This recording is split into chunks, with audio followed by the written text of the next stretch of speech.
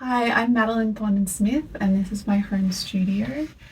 I usually work out of a combination of a warehouse that I rent and this home space where I like to review my work and do more kind of dry craft things like painting and drawing.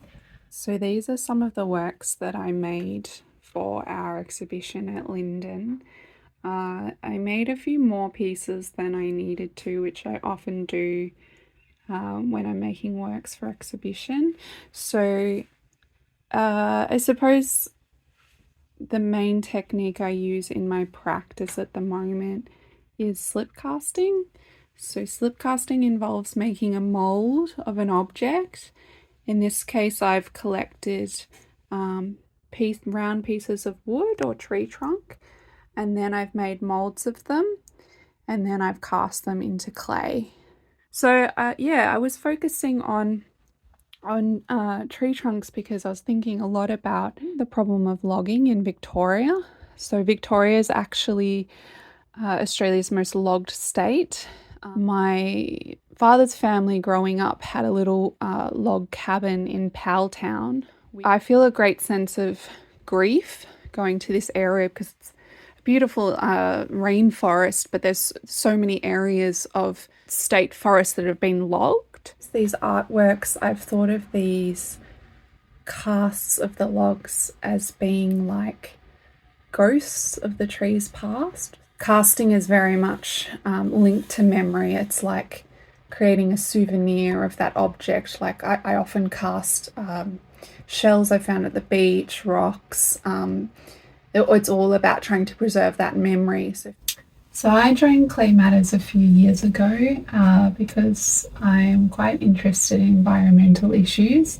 I was interested in coming together with other ceramic artists and talking about ways that we can address issues of climate change and environmental degradation. There's a couple of ways of thinking about our impact as artists. Individually, we can have a small impact doing things like recycling our clay, using recycled materials, making sure we don't use too many plastics and things like that. But I personally think it's really important to be trying to address the problem systematically. So this may involve using our voices as artists. I do think making political art does raise awareness and educates the public. So a lot of my art is more about education, and I'm quite interested in the idea of just transitions.